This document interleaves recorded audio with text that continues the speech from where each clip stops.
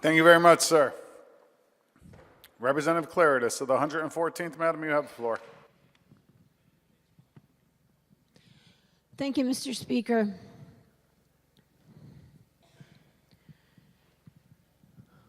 I've stood up here for many years, and I've been through several of these minimum wage debates and discussions. And there have been times when people on my side of the aisle have voted for them. So the notion that this is a bipartisan issue, I think, is an unfair representation. But unfortunately, Connecticut is technically in a contracted downward spiral. That is not my opinion. That is not his opinion. That is data. That is pure, unadulterated data. So to say that Connecticut is not in a serious situation is just being blind to the reality. We can sit here and debate all day, and we can each have our opinions, and we can lean in one direction or the other, but the numbers speak for themselves. The decline in population, the exodus of business, those are numbers. Those are not my opinion or my spin. And so this time we're discussing minimum wage.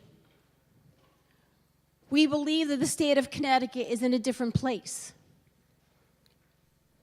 And unfortunately, I listen to this debate and I hear what we want reality to be versus what reality actually is. Again, not opinion, but the hard, cold data.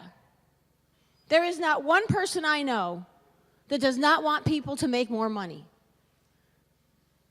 But I have to say, it is a little naive to just think of things in a vacuum. I don't know how many more businesses we can go into where we see automated things going on. I just heard yesterday that there are restaurants in this state that are ready to order iPads and get rid of their servers. Now tell me who that helps.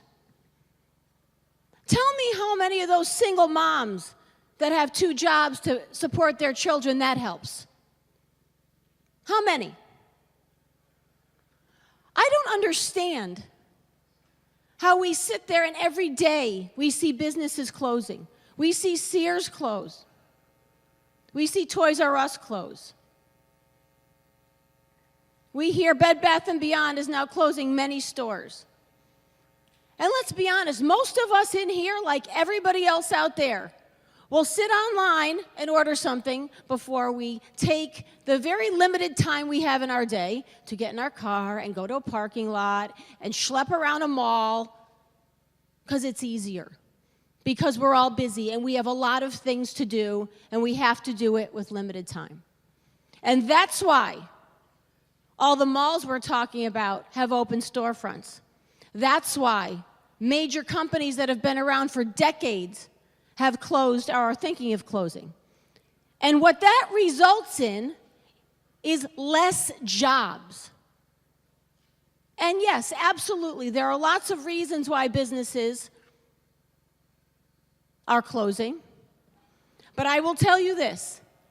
The hard, cold data in the state of Connecticut will tell you that this is one of, if not the most, business-unfriendly states in the United States of America. It's not because Connecticut's not beautiful. It's not because Connecticut's not situated in between cities that are great.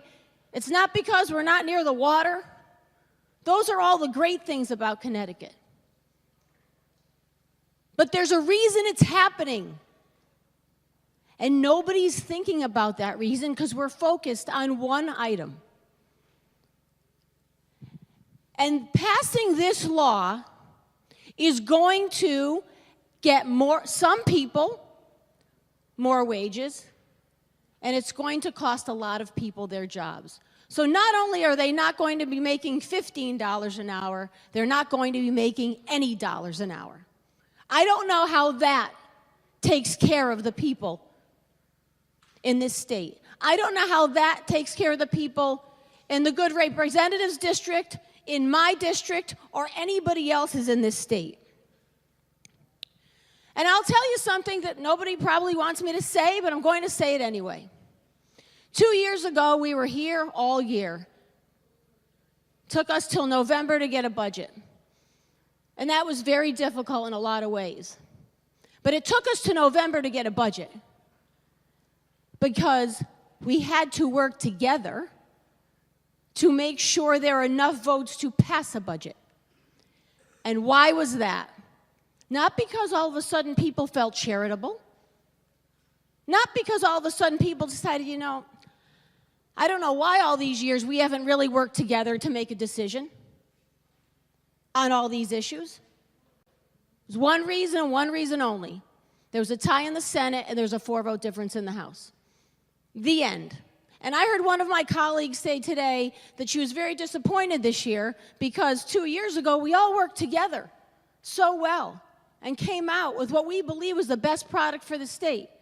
And she was disappointed that we hadn't done that this year. That is no one's surprise. Because politics always wins the day.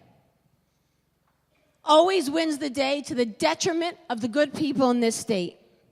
To the detriment of nonprofits who can't afford this. To the detriment of the intellectual and developmentally disabled population who are not going to be able to get out there and go into society and mix with other people and have some purpose in life because they have a job to go to. To the detriment of kids in high school that we want to have experiences and jobs. We're not going to have those now because nobody can afford to pay them.